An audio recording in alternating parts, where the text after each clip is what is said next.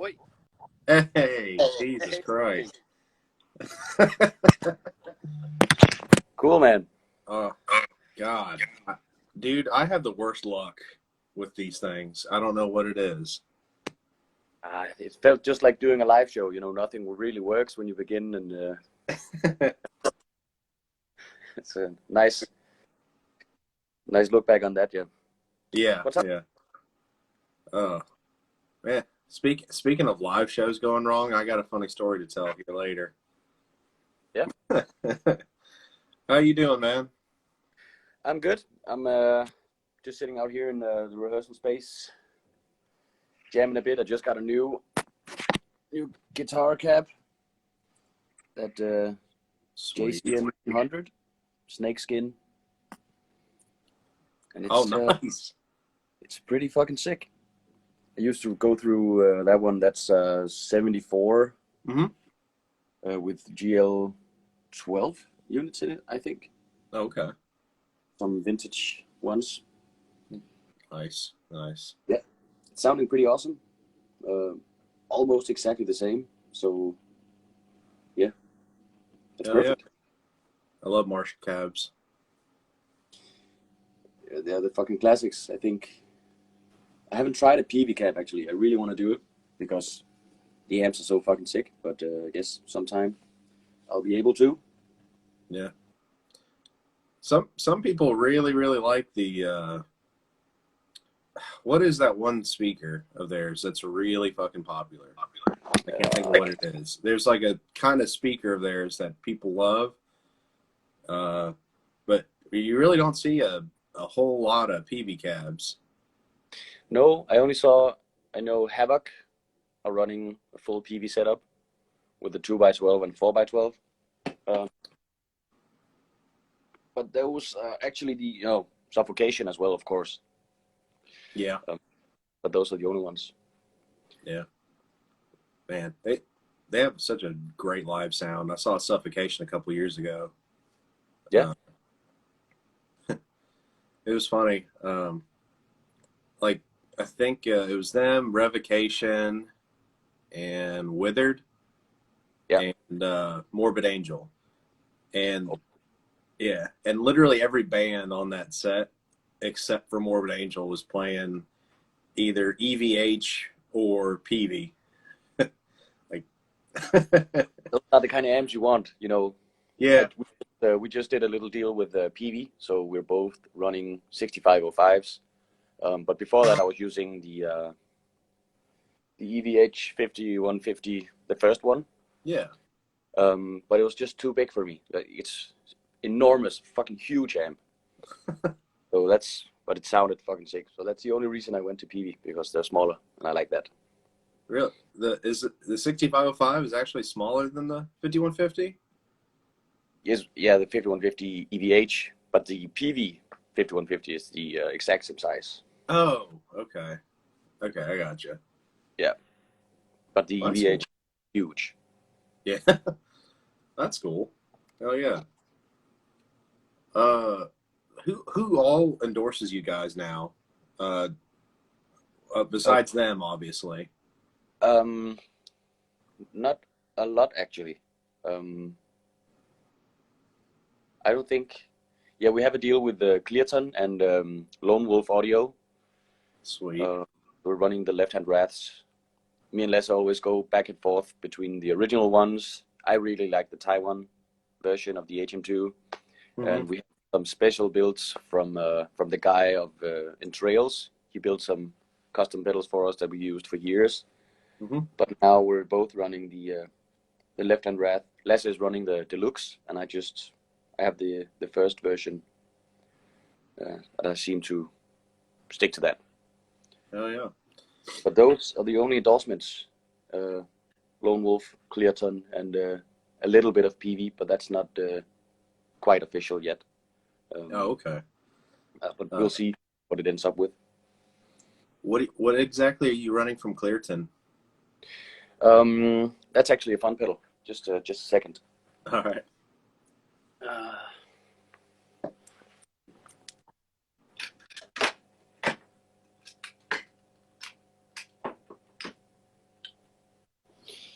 It's this the noise gate he did with Oh, okay. some of the artwork of the second record. So a noise gate and a boost. That's awesome. Yeah. Oh, that's so handy. Yeah. And Lasse runs this through the PV, but he also runs another amp for his lead sound, and he's using this in some way to do that as well. Huh. He's the guitar genius in this band. Man,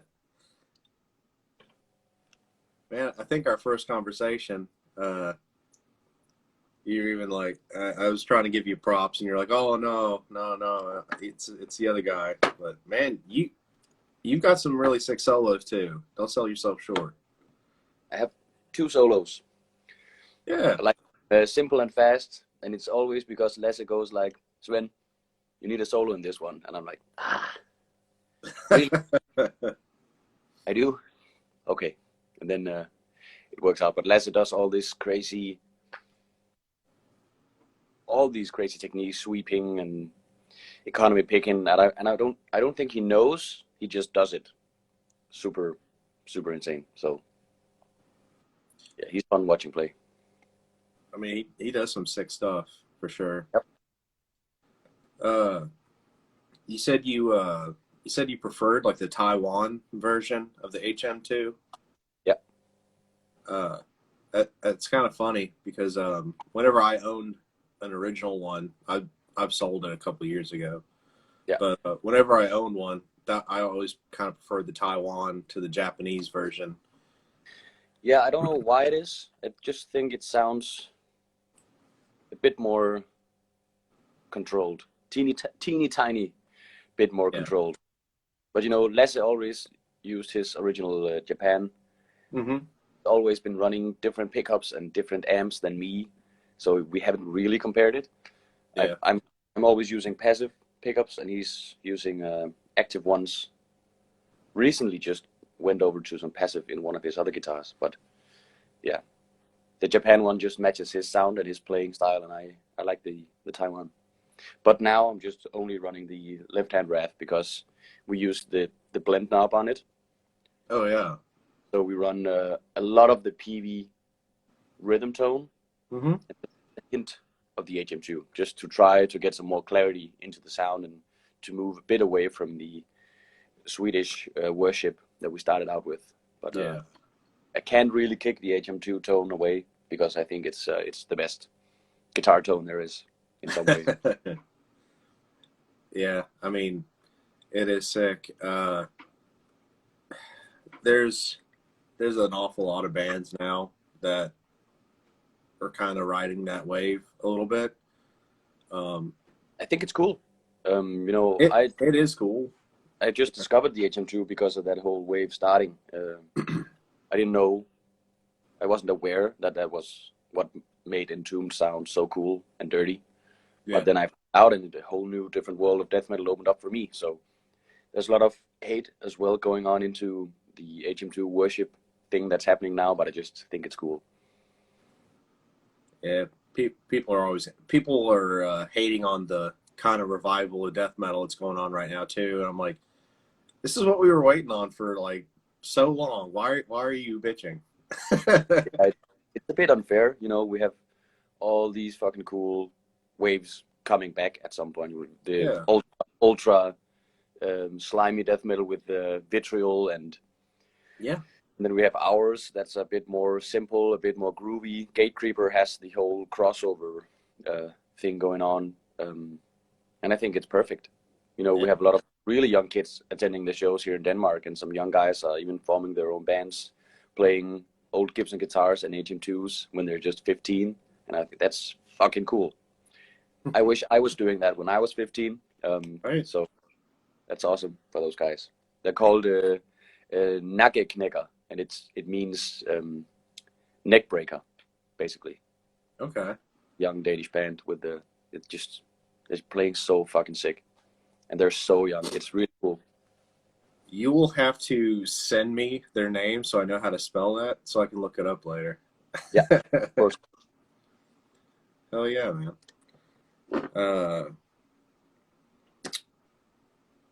Shoot. there's something you said there that I wanted to kind of jump off from, but I already forgot what it was. This is pretty early for me. Yeah, 8 in the morning Yeah. on a Sunday. That's brutal. I woke up to reply to your message. But in our first attempt at the stream, we actually got a bunch of questions right out of the gate. Okay. I'm gonna try to remember what they are. Somebody, since we were still on the whole gear thing, somebody asked like what your favorite brand or what some of your favorite brands were. We'll go ahead and say your endorsements first off. But Yeah. yeah. I really like Lone Wolf because Joe is he's an original. He doesn't take any shit. He gets in a lot of trouble as well for that. But I think that's cool. He does some really sick products, and he's always, if you're nice and just chill out a bit, he's really easy to work with. And then of course PV, because Eddie Van Halen and the 5150. If you don't like that shit, I don't know really what to do, because that's fucking sick. Yeah, the PV, Lone Wolf, old Gibsons as well. I'm using this 84 Flying V. Mm-hmm. They did the ones Explorers and Flying V's without the pickguard in 84 and 85. And being a huge James Hetfield fan, I had to get the Flying V without a pickguard. All right.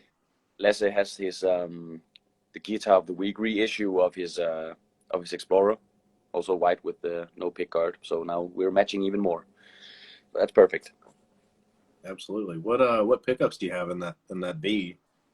I think the bridge is something called J65. It's some sort of Jackson pickup that's super rare, apparently. But some dude split it, drilled an extra hole. So I'm running the single coil actually on it. Really? Because it sounds, maybe if you can hear it sounds pretty gnarly. Huh. Just sounds a bit more evil, I think. Wow. That's new. Yeah, I listened a lot to old school Entombed, and then to Death Breath, the death metal band of Nick Anderson and the guys from Repulsion and such, and they're running single coils with HM2s, and that's just sound. And it's not as noisy as I feared. Yeah. But it's also the Karlsson noise gate really does the job. So. Huh. But maybe that pickup is just so old and fucked up. I have to run it on the single coil to make it sound any decent. I'm gonna put a super distortion in it. That's on the way, and then we'll see how that sounds in death metal. A rock and roll pickup through a PV. I think it's gonna be nice. I'm pretty sure Hobbs from Suffocation. Pretty sure he's used super distortions in some of his Warlocks and stuff over the years. Yeah, I'm pretty sure it was actually the stock pickup for BC Ridges for a while. Yeah. I have an old BC Ridge bitch from 89, I think, and I think it's super distortions in that one as well. Oh, sick. Yeah. Oh yeah. Man, I got a couple guitars with singles, including a Telly with a humbucker that you can split. Yeah. I got to try that now, like using a single for HM2 kind of thing. That's awesome. It's cool if you just dial down the presence a bit on your amp and the highs take them off a bit, so it doesn't sound terrible. Yeah. It's actually really fun. That's so cool. I love anytime somebody does something a little different. I don't know, but yeah, I was lucky to get my hands on that guitar and being able to try it out, because I have a Strat that I use in another band. Yeah. But that's some sort of That's a DiMarzio as well. I just went into the guitar shop and I want the heaviest and the most dangerous single coil you have. And then he said, I basically have this one that's a humbucker, just looks like a single coil. And I said, perfect. Yeah. Throw it in. And yeah, that sounds sick as well. Yeah. I got a Strat with a rail in the bridge position too. Yeah. But, prior to Lone Wolf, because obviously the left-hand Wrath kind of solves that problem where it has the blend knob. Prior to that, what were you all doing with the how'd you get with the HM2 sound? Did you just get all your gains straight from it and run it into a clean channel, or That's what Lasse has been doing. Yeah. He bought a Bogner Shivas. That's the Jerry Cantrell signature. So super high end amp. And he's got all his gain from the pedal. And at some point he started pushing the front end with another overdrive as well. Mhm. But basically in the beginning we just wrote Sodomizer from Bloodbath. Yeah. Just wrote a message on Facebook and hoped he would reply on how to get their HM2 sound. And he just replied after a couple of days. It was really sick. Oh, So wow. he has the do we have an HM2 out here? I don't think so, actually. He runs the level knob at 12. Okay. And both the EQ knobs almost at max, so just teeny tiny bit off max. Mhm. And then the distortion is just engaged a tiny bit. Okay. And that's how we ran the HM2 for years, I think. 3 years, maybe. And then I had some gain from, I played a Rockaverb Mark II Mhm. at that point and just ran it into the dirty channel. And that sounded like an HM2, but a bit more controllable instead of the full on. So we were actually able to do some decent live shows where people could hear the guitar harmonies we were trying to do. Yeah, I've never really played it with all the knobs on max. I think it's a little much.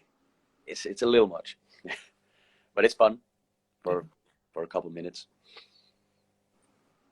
Certain bands, I feel like can kind of get away with the all at 10 thing, like Nails or somebody, where they're just going for a wall of noise the entire time. Yeah. But like you guys, for example, where everything's a lot more musical. There's melodies. There's a lot more intricate kind of riffing going on. Yeah. Way more single note kind of stuff. And the songs actually need to breathe a little bit.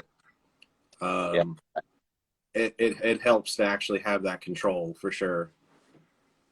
Yeah, it does. But in the beginning, when we had when you're running an HM2 as the only thing, it's full on or nothing. You're right. We had 2 HM2s in our pedal boards. So when we had just a couple seconds when it needs to be even more, we just played with 2 at the same time. So that's 4 HM2s engaged. Wow. And that sounded pretty fucking sick. But now the left-hand Wrath has this modern option where you push it and it just pushes the low end insanely. So if I have a break when I'm playing alone, just often it's just for maybe 3 or 4 seconds. I just push that, and then it's that easy. Sweet. Yeah, man. I think it's cool because anytime that I would do the HM2 sound, I would run it the exact same way. I think I copied settings from like an Entombed rig rundown or something. Yeah. Because that's basically how they were running it. I like back in the day they did the all at 10 thing, but I guess over the years they dialed it back some. And yeah, I know. We did the tour with the Entombed AD last year, and Guillaume, the rhythm guitarist, he was running an HM2 all max through his La Boga Mr. Hector head. That's a pretty fucking sick amp as well. And then Nico, the other guitarist, he was just running a basic metal tone through the Liboga. And Karlsson built some distortion pedal for him to just push it a bit. Okay. They just did the blend with the guitarist doing each their own thing. Right. Which works as well, but we're trying to have both guitars with a lot of HM2, but not too much. That's, yeah. Yeah, and we don't want to tap all the time and switch pedals. We just want to go whenever it's... I don't even push anything when I'm playing solos. Most of the time, I'm just hoping that the sound guy remembers that I have a solo, so he'll just turn me up a bit. And if he doesn't, then fuck it. Do you not use the boost? No. No? I don't want to fuck with my pedal board when I'm playing. I want to tune my guitars, and then I want to stay away from it because it's. I put it in the back as well. I don't have it in the front of the stage. I have it just in front of my amp, way in the back, so I don't mess with it. And Simon, he's running around, jumping all over the stage all the time, and Moody and Lasse are also switching places. So I don't trust him enough to keep my board in the front. So I keep it in the back, and I don't want to touch anything. Yeah, I gotcha. Yeah, that makes sense. And also, my setup it's a bit stupid because I have the Pitchfork Electro Harmonics. Mm-hmm. We use that for the down tuning of Gula, so we don't have to bring extra guitars and shit. So we just have the pedal, and it's right next to the noise gate.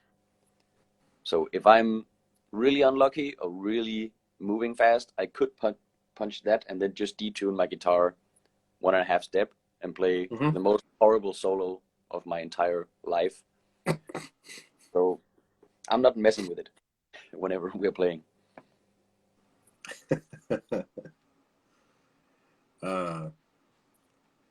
We were talking live show fiascos earlier.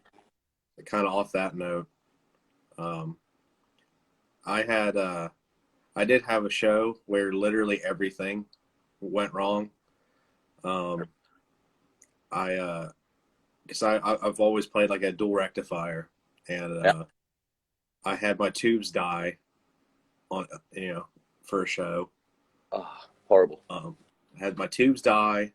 Luckily, the headliner loaned me their PV amp.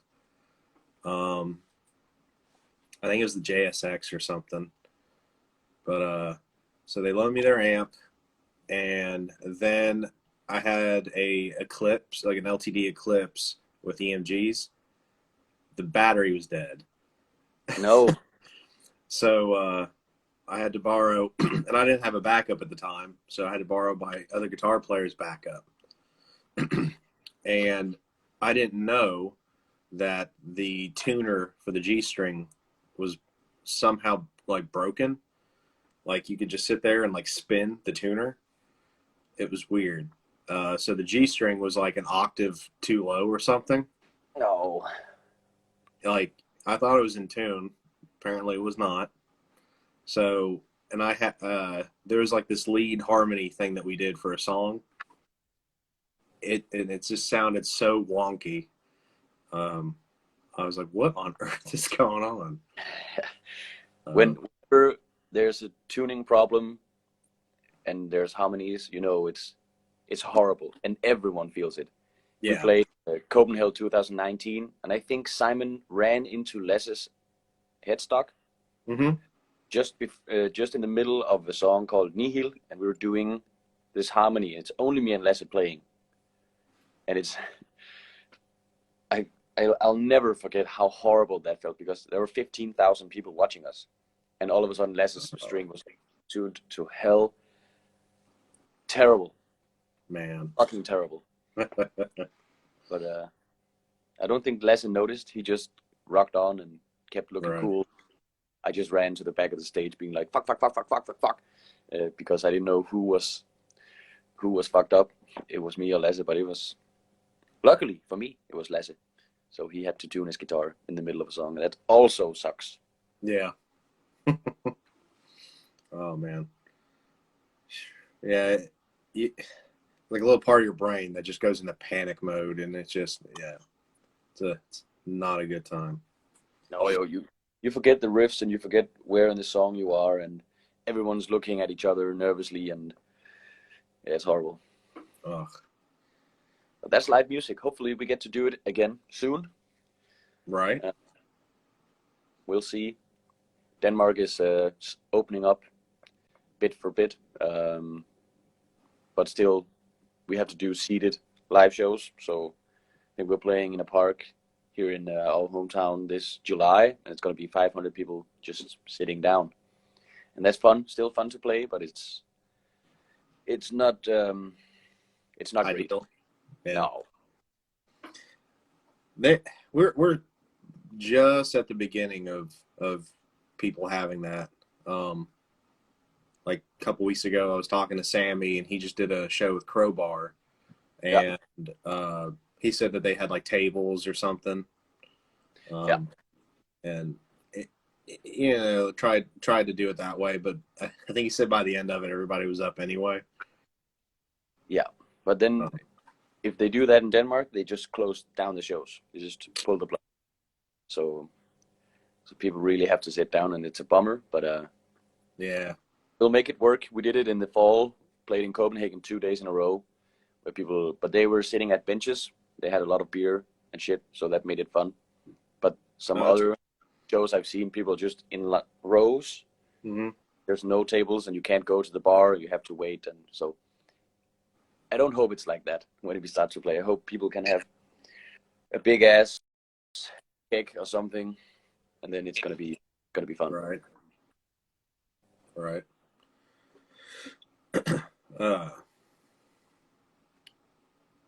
I think in our state, at least. Well, actually, no. I guess the CDC in general finally passed that, if you're fully vaccinated, you can ditch the mask and all that. Okay. So I don't know. I haven't really looked into like what size gatherings are approved or anything like that yet. But I don't know. It's fucking weird. But what Sammy, he's playing in Crowbar now, just for a while, or? I think it was a one-off thing. Yeah. I mean, of course, he used to, he was in there for a while. Like, shit, what album cycle was that?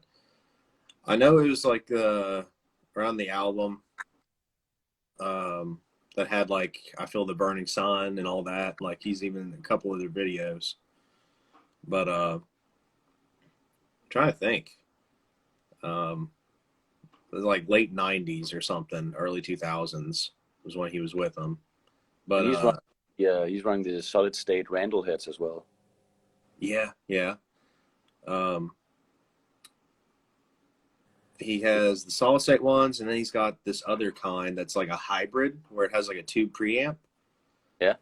Really, really cool. And then he's trying to get a Marshall modded, I believe, to play live with Goat Whore. Okay. Like add like an effects loop, and I think he was talking. I'm trying to remember now. I think he was talking about like getting it a little bit more gained out or something like that. Yeah, he would need that for playing with the Goat Whore. That's right? Pretty bold. Yeah. Which I wish I could find a solid state that sounded the way I wanted to, that was loud enough to keep up with like a crazy loud tube amp. Because if I could, if I could ditch tubes, I would. But yes, I played a lot of the Marshall solid states for a while, but they kept breaking on me. The old ones, like the 100V 82 Chuck's Schuldiner style ones. Oh, like the valve state? Yeah. Yeah. Sounds big, but you just keep breaking. I broke 3 from doing basically nothing, just driving around with them, going to shows, and just wouldn't work. So, but I played the Orange Crush 90, I think. Okay. Called. They're pretty sick, super cheap. It's I think, how is it, $300 or something for an amp. Yeah. It just plays super fucking loud and never ever breaks. But Orange just has this distortion profile that's really hard to hide when you're trying to do the HM2 stuff. So I went away from that. But those, you should try one of those. Those are fucking sick. Those look really cool. I think Kirk from Crowbar was using those for a minute, if he's not still using them. He was. That's basically why I started buying them, because I saw he was using them. I thought, well, yeah. Maybe it works. Talking about the valve state, have you seen the Martyr pedal? Nope. I already forgot who the hell makes it, but it's called Martyr, and it's a valve state preamp pedal. Yeah. So you'd like kind of get that classic valve state sound through whatever you plugged it into. Yeah. Did they have that? I think it's called contour button. Maybe. I Yeah. think it's got at least the pedal anyway. I think it's got like 6 knobs on it, so it's probably on there. But that's just the one that does it for me, you know, on the that tiny button. I don't know what the hell it is. I don't even know what it means, the word. It sounds amazing. Yeah, like okay. It's kind of like cutting out there for a second. The contour. Yeah. I guess it's just some kind of EQ sweep. I don't know. Yeah. They work. If they start making them again, I'll have to get one. But for now, it's just the PVs, you know. They never fucking break down and look sweet, sound amazing.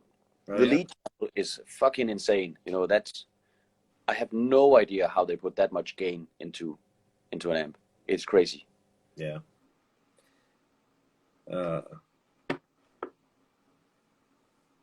Let me see here.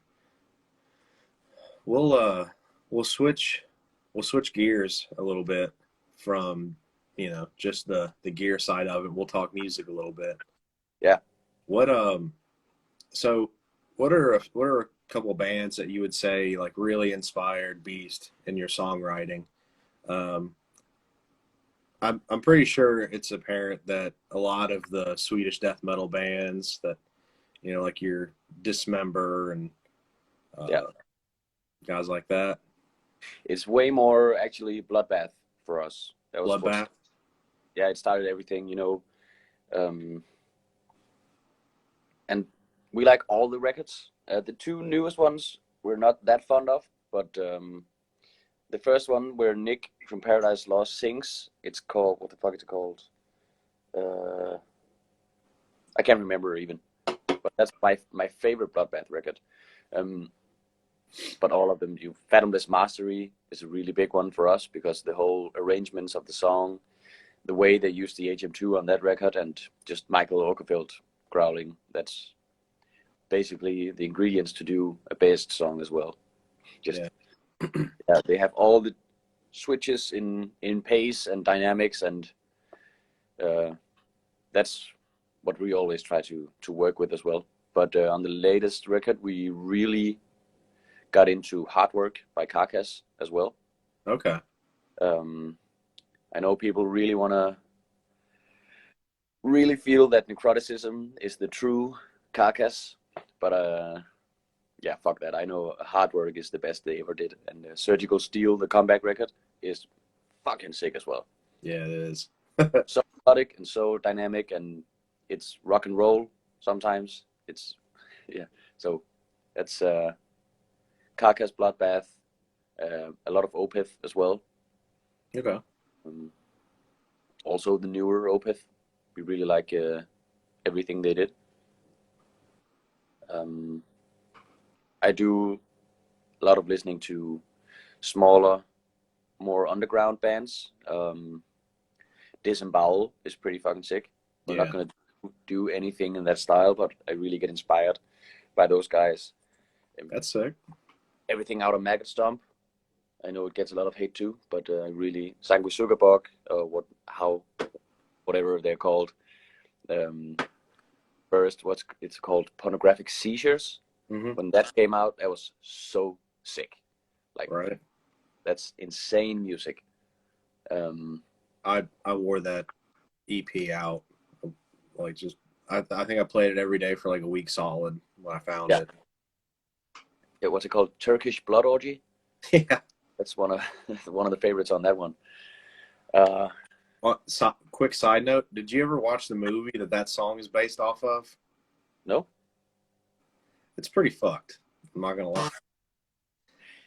Yeah, they seem pretty fucked as well, but it's fucking amazing. They're on Century Media now. You know, that's pretty sick. Yeah. For like Frozen Soul came out of that whole Maggot Stomp thing as well. They're also on media. I think that's really cool. Hopefully, a lot of the true fans won't ditch on them because they're on a major label. But yeah.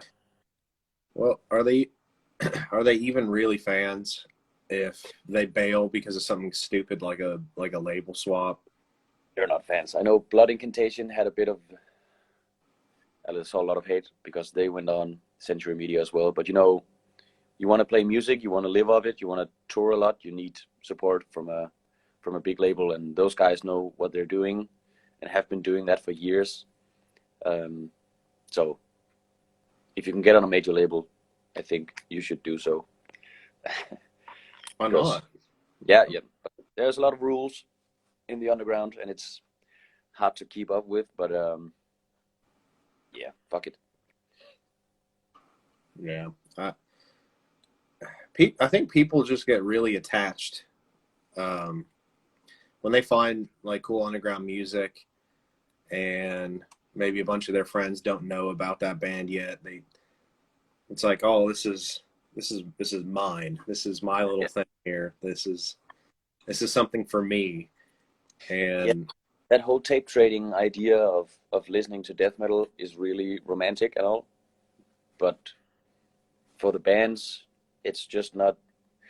That depends as well what the whole idea with the band is, because if you don't want to do anything big, you don't want to live off it, you don't want to try to make it big, it's cool to stay in the underground if that's the whole idea. But if you want to do something more with your music, you just need the bigger labels.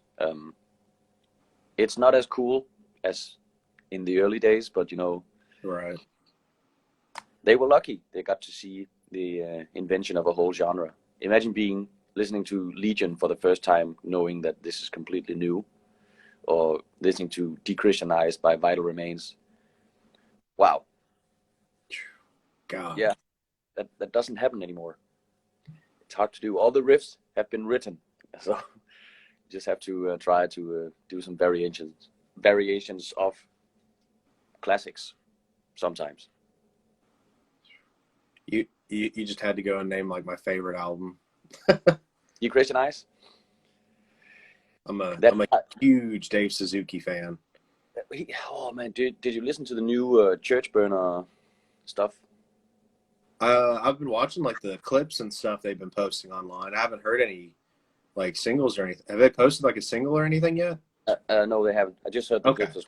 It's really different from Vital Remains, but fuck man, he plays the drums as well on that album, doesn't he? On the Vital Remains album? Yep. Yes. So drumming, guitars, screaming. Yeah. Which it's just not fair. That's fucking sick. Like, every once in a while you find somebody that talented that they can literally just be awesome at anything that they pick up. Yeah. And like, there's plenty of people that they do a little bit of everything. Like, I had a buddy like that where he would just, in a weekend, he'd teach himself a song on banjo or something, and then he'd go shred on drums. Yeah. But like, people that are modest at everything. But to see somebody that absolutely kills it on several different facets, whether it's vocals, guitar, drums, you know, whatever, I can't help but be a little bit jealous. Like, you know, Dave Suzuki, he has to be like the Prince of death metal. You know, Prince played all the fucking stuff on his records and produced them, and right. So Suzuki, it must be so hard for him to play any shows because he just looks at the bass player or the guitarist or the vocalist or the drummer and think, I could have nailed that one a bit better, man. It must be so hard. That's maybe why he plays Doom, because he doesn't have to worry about the bandmates. They just have to follow. Maybe.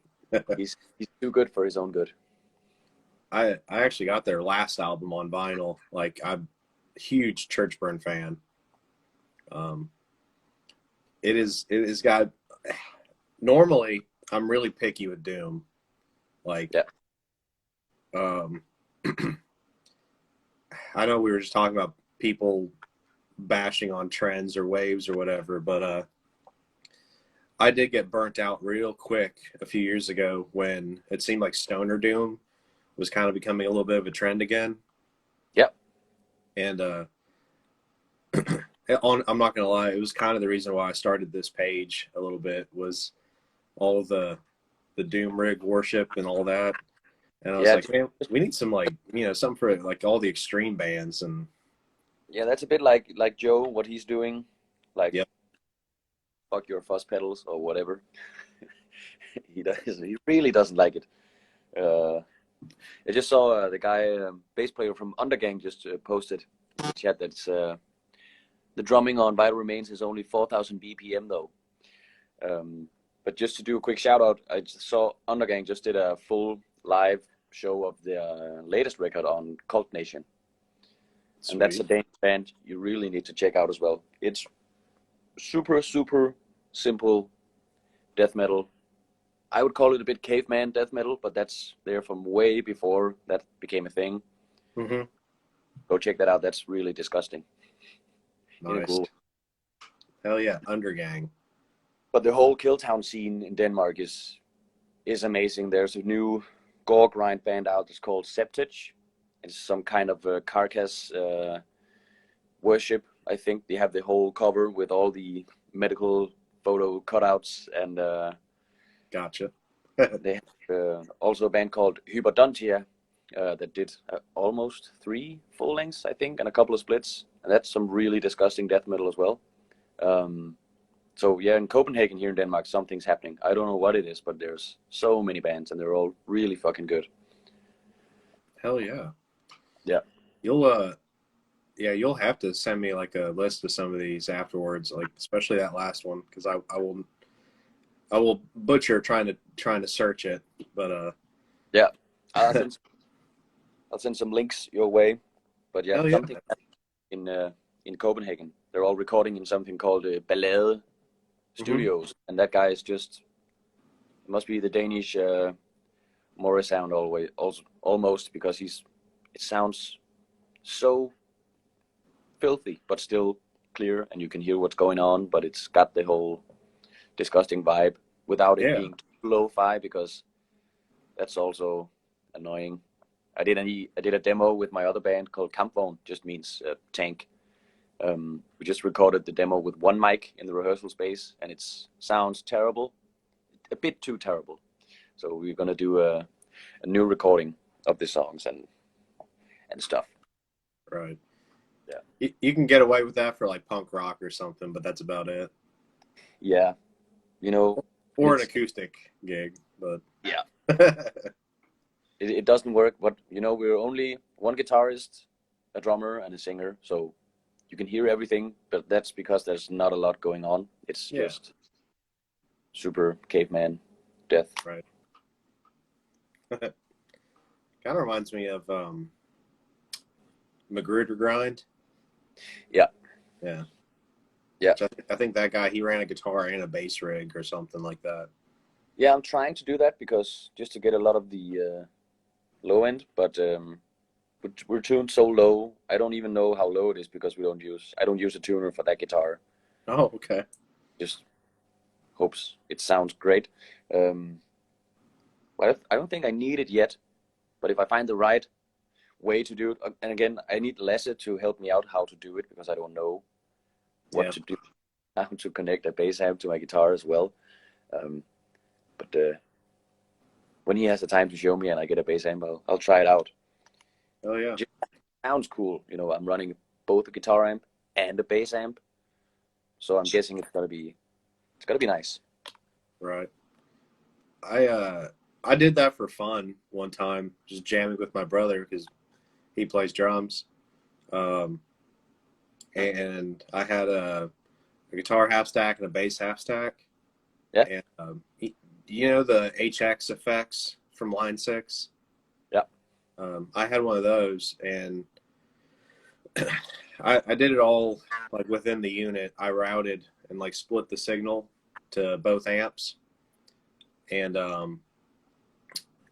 I had a super fuzzed out with an octave down sound going to the bass head, and then I had just like a drier, more high mid range distortion going to the guitar head. Wow. So I ran the guitar head clean just to try to simplify it a little bit because I was just screwing around. It sounded really, really cool though. I was going for like a Black Cobra kind of thing. Yeah. They're another one of the few. That was another thing, like the Doom bands or whatever. I'm just super picky. Black Cobra, they're sick. There's like a 2-man band. Yeah. But, I'm not really into the Doom thing, but it's getting better. right. But it's a bit slow. Yeah. I like faster riffs, but at some point I think I'll get it. I need to take that Black Cobra out then, because they changed it up a bit too. Like they don't like I was watching a live video of them, and it was honestly they played faster stuff. It seemed like more. So I guess you could call them more sludge, maybe. Yeah. Because they didn't just do the slow riffs. So like they've got those for sure, but they got some stuff that's like punk rock kind of beat going on. Yeah. And I mean it's sick.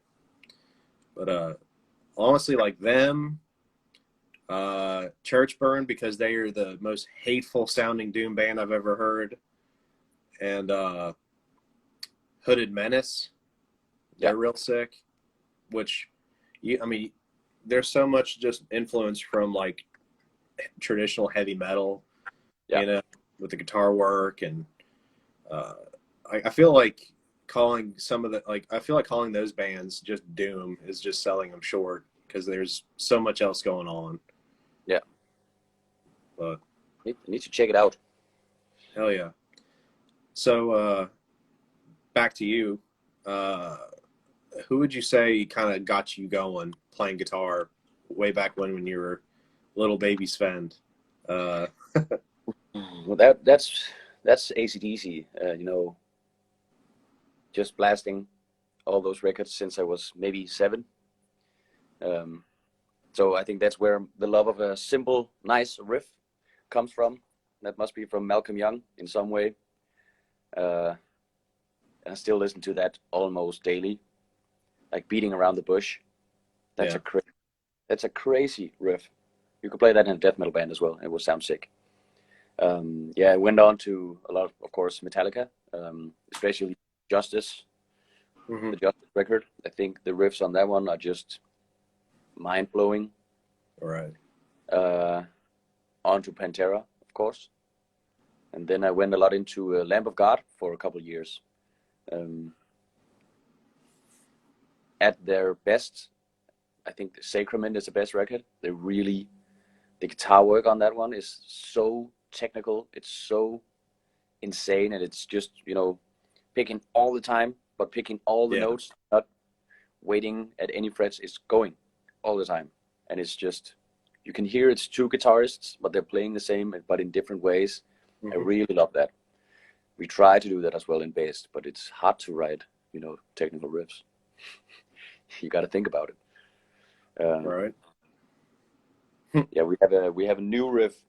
When I try to do a bit of it, it goes like something like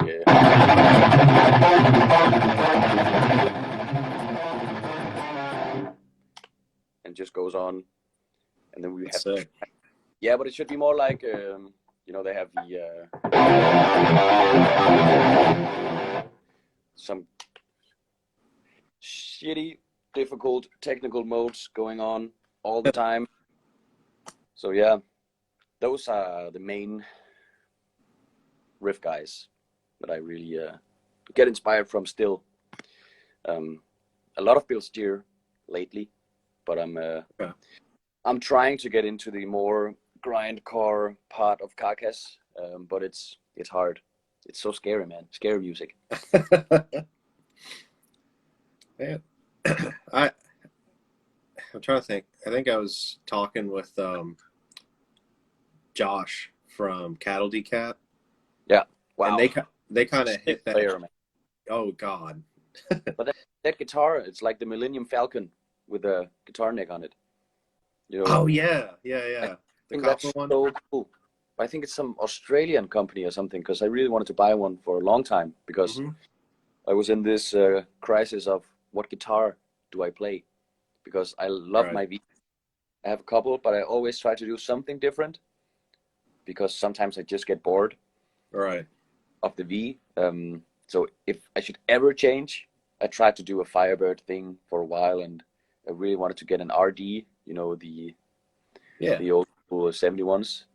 But it should be some kind of guitar like his. He's called what is called Tonist Krieg on Instagram. Yeah, that guitar. I'm trying to schedule something with him next month for one of these, but because Cattle Decap, they kind of made the same progression I think that Carcass did, where they were like the real nasty, super fast, technical kind of grindcore in the early days, and matured over time and started focusing more on songwriting and structure and trying to be memorable.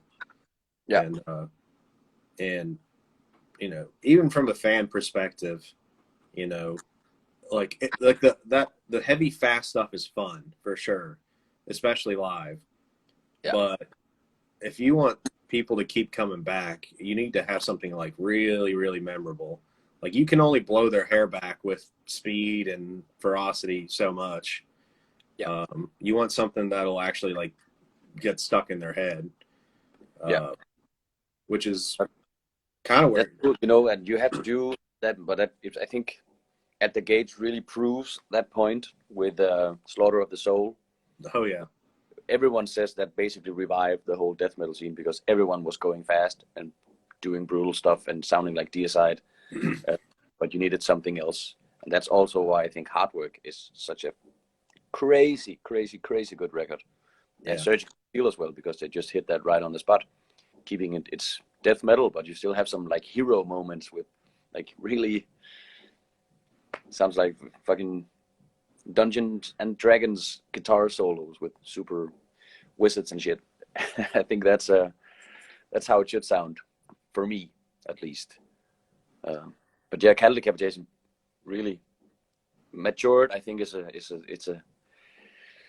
bad word for it, because that implies that the other stuff is shitty, and but they got maybe more into melody and stuff, and I think that's cool. They can get much as well, you know. The newer Amon Amarth, it's just too much stupid melody. For real. And some of the At the Gates are also really, really, really melodic. In Flames is way too melodic, so you have to find the sweet spot in between, where you need some dumbass fast riffs and then just sprinkle on top a bit of melody sometimes. That's fair. Yeah, I guess matured could be kind of taken the wrong way. Like, because there's certainly nothing wrong with playing fast and crazy, ignorant stuff, because we all love that too. Yep. But well, back to Vital Remains. They struck kind of a good chord with that too, with Dave's kind of neoclassical kind of melodies. Yeah. You know, playing in the background while everyone else is kind of chugging away, and you got like Glenn Benton barking going on. What a fucking crazy vocalist. But you know, Dechristianize, the title track is just a perfect example of what death metal should be about. Sure. So me and Les always talk about, and we do a lot of writing new songs, and it's There's a lot of melody in it, and it's pretty epic sometimes. But then we just have to grind one out, like a really, really, really fast one. Lasse did a lot of the Meat Hook Massacre, this one of the singles from the last record, and that's just a favorite to play. You know, one of my favorite Baest songs of all time, because it's just so fast all the time, and it's just simple, stupid death metal in some way, but still super technical melodic riffs, but in a scary way, so it doesn't get too happy or too melodic. Yeah, you got to find that balance. I was showing my wife some of your all's music videos and everything. Yeah. Which I even commented on your AC/DC T-shirt in the Genesis video. I was like, "Oh, that's sick." But like one thing I instantly associate you guys with is some of the guitar harmonies, and some like the really cool kind of intros that are very guitar centric. But then it'll kick right into this heavy, brutal part, and the vocals almost take you aback, you know. Simon is, he doesn't, he just started doing it at some point, you know, when he was 27, 28, just started growling, and he just sounded like that. And that's fucking insane, because it's awesome. He sounds amazing, and he can go on for hours, you know. All the tours we did, never one single evening has there been any problems with his voice. He just sounds like that. He can do a shit ton of sounds. In the studio, he can sound like whatever and whoever you want him to sound like as a death metal vocalist. And we just have to dial it into where he's being himself. And yeah, he is amazing. Yeah, it's awesome. Yeah. But I think she even said it kind of reminded her of like Corpse Grinder at one point, you know? So, which is never a bad compliment. That dude is just bellows. That's fucking scary vocals as well, man. But the new Cannibal record, wow. Yeah. That's sick. There's some fun riffs on that one. Eric Rutan. Just think about being able to have been played in Morbid Angel, Cannibal Corpse, and Hate Eternal. That's right. Wow. And produce as many records as he has that are amazing as well. I love Pat O'Brien, you know, huge fan, but I feel like Eric kind of brought them something that they needed. You know what I mean? Yeah. Something fresh. Absolutely. Yeah. I was listening to it again yesterday while I was mowing my lawn, and God, what was it? Follow the Blood. I'm pretty sure Follow the Blood is going to be my like favorite guitar solo of the year or something. Like it's perfect. But you're just watching him play. He's doing those playthroughs sometimes, and it's just, even his playing looks like it could kill you, you know.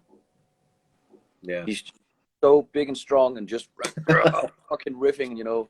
Sometimes you get a little disappointed. You see guitarists just no effort riffing out some dirty riffs, but Eric Rutan looks like he can kill you while he riffs out.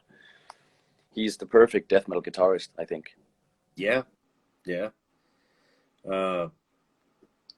was really sick on Slayer's farewell tour. I got to see the leg of it that Cannibal was supporting. Yeah. And Eric, and it was my third time seeing Cannibal. Which the other two times were with Pat, and this was the, like, you know, of course they had Eric at this point, and it was a little wild to see, you know. I didn't, you know, Pat's not over there playing his V. You just see the bright red Iron Bird, and Eric doing windmills and shit, and it was cool though. It's kind of like one of those moments when you're a kid and you try to think of, like, kind of make your own super group or whatever. Yeah, that's a you know, Cannibal Corpse, just fucking insane. So Eric Rutan must be the reason that you know, Dual Rectifiers and BC Rich is still doing so good, because, you know, what do you need for death band? I need a Dual Rectifier, and then I need this Iron Bird. Then I'm set. Then it's good. You You only need to take like a minute or two on the Rigs of Death Metal page to see that people fucking love Iron Birds. Yeah. Like, they are pretty fucking sick. I want one as well, but it's just it's too pointy. I think I'll break it in some way. they are prone to do that. Yeah. I think the next guitar I'm gonna get is gonna be the At the Gates signature Solar guitars. Okay. Wow, that's cool. I think they got two now. I think they do. They have the one's a baritone. Yeah, the baritone. That's the one I want because I play in another band called Temple of Scorn Mm-hmm. with old Danish death metal legends, I would say. So I'm really just jamming out, learning all the tricks and listening to all the death metal stories, and I'm like a student. It's fucking cool. Wow. But he's playing the baritone solos, and it's just the most comfortable guitar I've ever played. You know, everything sounds good on it. Everything feels good. It has the black matte finish and the Fishman pickups in it. Yeah.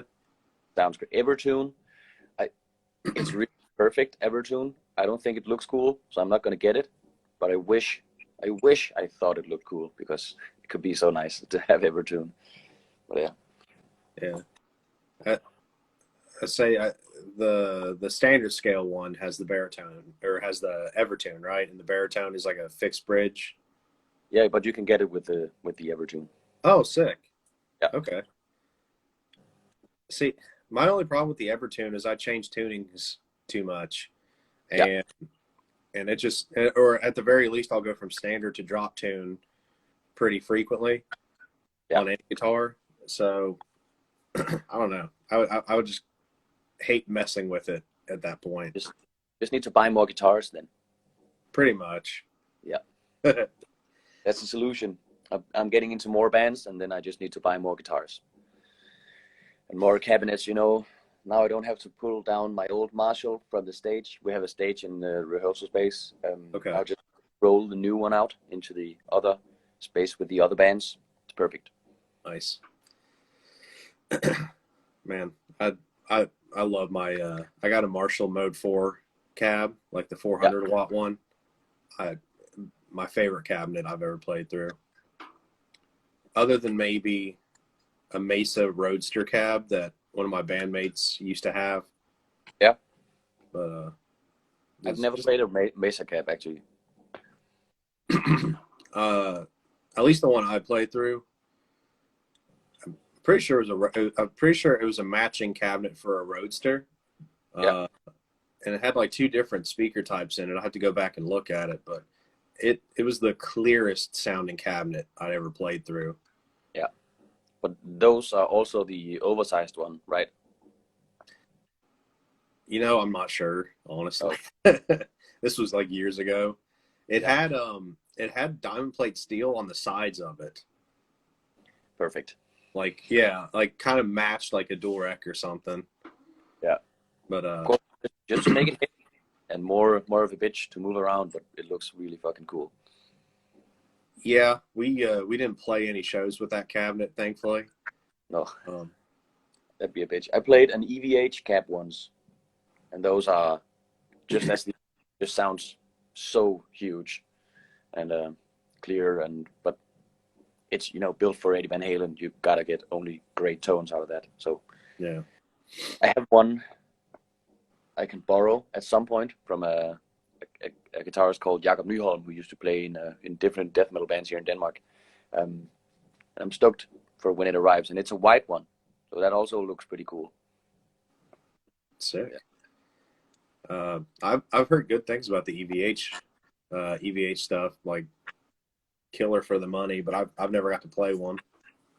If you get the chance, try to play the 50 watt amps, because it sounds just a teeny tiny bit better than the 120 watt versions. Just a bit more angry. So yeah, it's fucking sick amps. Yeah. Well, you can drive it more, you know? Yeah. I had one of the JCM 2000s once upon a time, and it was the 50 watt version, and I could just make that thing sound so mean. Like, you just crank it up, and it was like the perfect Marshall metal tone. Yeah. So is there any other gear that you've been eyeing here lately? Um, the tiny 6505 PV lunchbox amp, because they put a reverb in that one, and that's really Oh, nice, okay. really smart, and I really,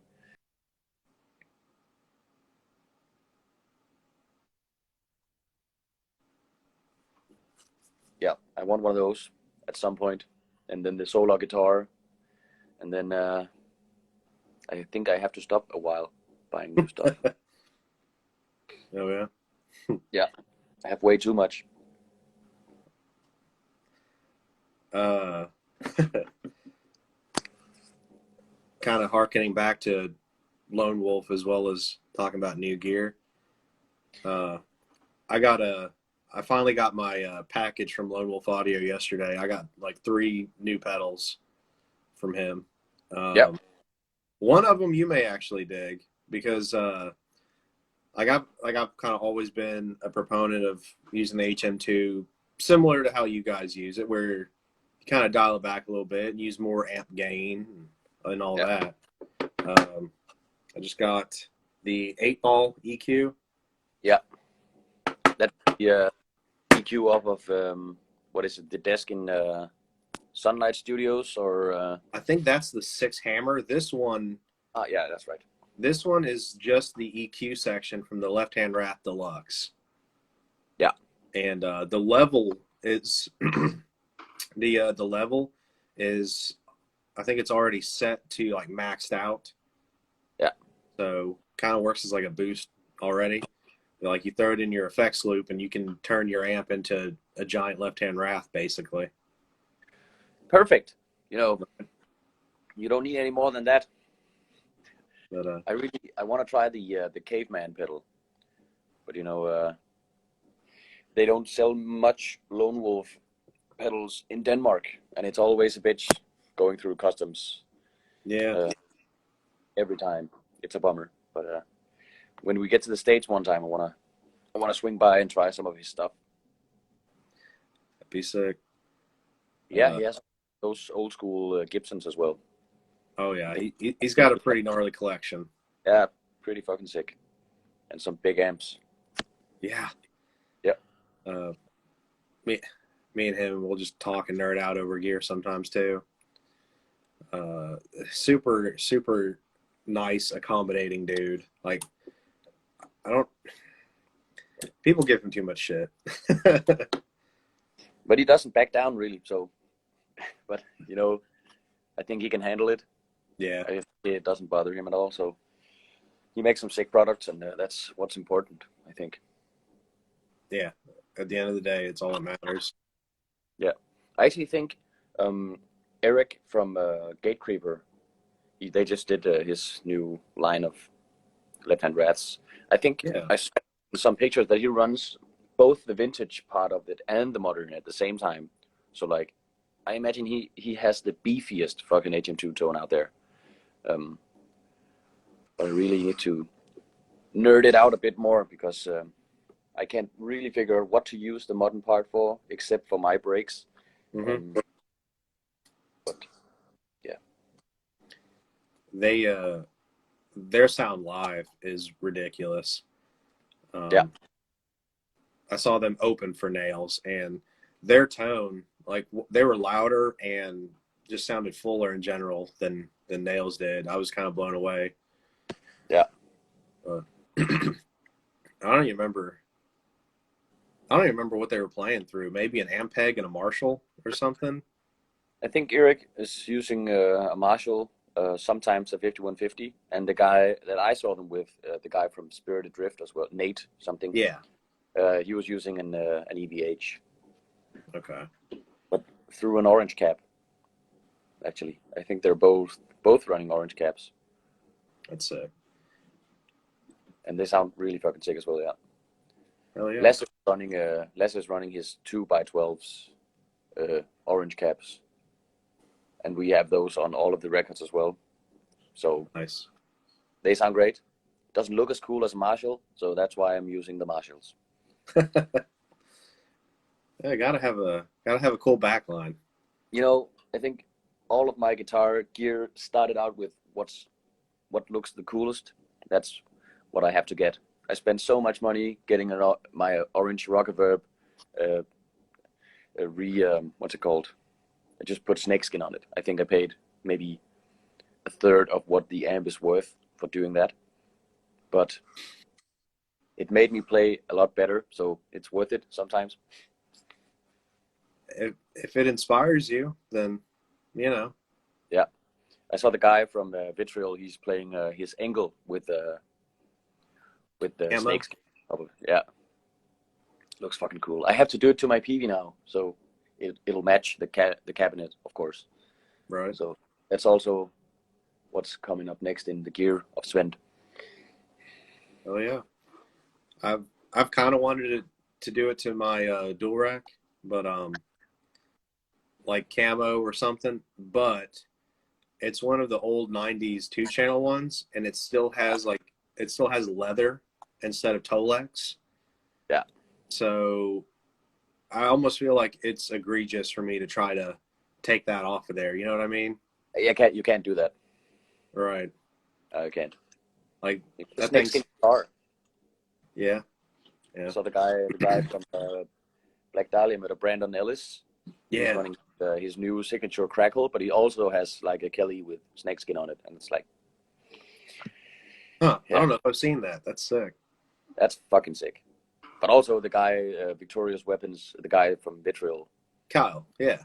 Kyle, he also runs some pretty sick snakeskin guitars sometimes, I see.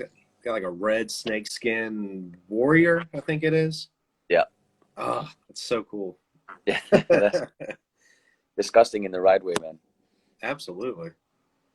He's a fucking sick player. Like, he's a maniac on guitar. And I have so much respect for anyone being able to play like that and play music like that.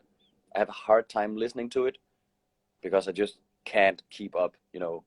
But it's a nice feeling. It's like the first time I listened to Pantera, I heard fucking Hostile, and I was so scared I just threw my Discman away.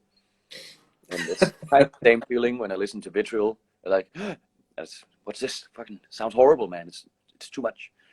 But so cool. Hell yeah.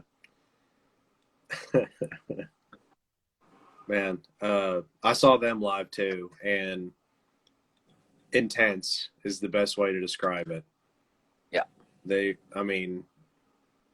You feel just tension from start to finish. Yeah. And they're all super nice, approachable dudes, but like when they're on stage, they give it their absolute all. Like, you just see like veins popping, you know, blood rushing to their face, kind of thing. Like, they are giving every little bit that they got, and it shows. Yeah, I want to see them live. I'm not sure I have the guts to go talk to them, but I just want to see the show live. They're also on Century Media, I think, actually. I think so. They're building up quite a roster. Vitriol, Frozen Soul, Zuckerberg. Yeah. Deicide at the gates and stuff. I forgot Deicide's on Century. Yep, they are. But do you like that last Deicide record? I just gave it one spin and then kind of did another. Just went back to Once Upon the Cross and Legion. Yeah. For me, it's Once Upon the Cross, Self-Titled, and Scars of the Crucifix. Yeah. I just love the production on Scars for some reason. But I got really hyped because it had the dude from Monstrosity doing lead guitar on the record. Yeah. He didn't stay with them, but he at least did that album. I mean, there's some really cool guitar work on there for sure. People kind of sleep on Monstrosity, I feel like, at least anymore. But that last record got a lot of attention, I think. The last one, it seemed like it got a little bit more notice. Yeah, but you know, that's some tough competition in that area. Yeah, so Sweet. Kind of looking through my notes here. Man, Yep. we pretty much covered all the bases, I believe. Well,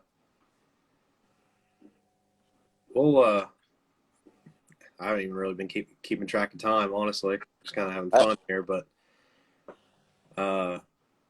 well, we'll try to kind of start heading towards the close here. We'll what would you say are your top 4 death metal bands Top 4 death metal bands. for you personally? The favorite is Bloodbath. Okay. Number 2 has to be Carcass. And then now it's getting hard because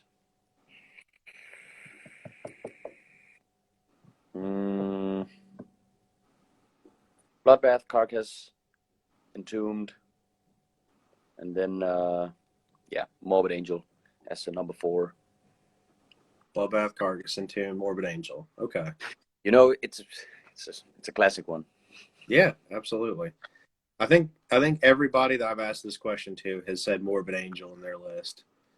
You have to. You know, for me, it's not about the scary part of Morbid Angel. Altars of Madness is pretty obviously mega sick, but for me, it's like Domination. You know, Dawn of the Angry, and those type of riffs and those type of songs. Otherwise, it doesn't be with Morbid Angel. The more easy listening part of Morbid Angel. I gotcha. I mean, Where the Slime Live is what got me into Morbid. You know, that was like the first song of theirs I think I heard. That, like, God of Emptiness, you know? Like, yep. It's going back to the whole thing. Like all the fast stuff is cool, but you gotta also have some stuff that just gets in people's heads. Yeah, I think the mix they had on this, what's it called? Gates to Annihilation. Yeah, that's a good one. Yeah. To the Victor, the Spoils is a fucking sick title for a song, and the whole. I don't enjoy Stephen Tucker as much as I do Dave Vincent, but that album's. It's just that's my limit of scary music. I can cope with that. But if it gets more scary than that, then then that's gonna test me a lot. Yeah. Man, I feel like between Tucker and Vincent, I don't know who my favorite is. Tucker brings the whole brutality to it. You know what I mean? Like he's a beast. But Vincent, he just has like a unique voice. You know what I mean? Like, you know, it's him for sure. Yeah. He has a perfect voice for death metal. Yeah. Yeah. You can hear so much of it in the growl, you know. There's much less distortion in his growl, and I think that's pretty neat. Yeah. I've been trying to follow some of his newer acts too, like, you know, whether I Am Morbid is basically just his version of Morbid Angel. But like, what's that other band he did? Ultimas? Yeah, that's pretty sick as well. You know, they have some really. It's like if Morbid Angel was from Poland. Yeah, I think like that. A good comparison. Yeah, thanks. All right. Yeah, man. I think that's all the questions I got, man. I appreciate you coming on here. This was fun. Cool. Of course. We'll do it sometime again with Lasse. Maybe we can do a bit of a rundown of the rigs and stuff. Sounds good, dude. Look forward to it. Anything you wanna? I know there's no shows or nothing coming up, and I don't know if there's anything you want to try to plug or. Nah, just spread the word that we do send all our merchandise ourselves, and we do ship to the US if there's any fans out there. But yeah, no, I think keep working with this cool page. Hopefully you get a lot more submissions from people, and it'll fill up my Instagram feed with cool death metal gear. Absolutely. We're gonna keep at it for as long as people keep sending them in. Yeah. Awesome, man. Oh yeah, man. Well, thank you so much. Of course. Thank you, man. Talk to you. See you guys.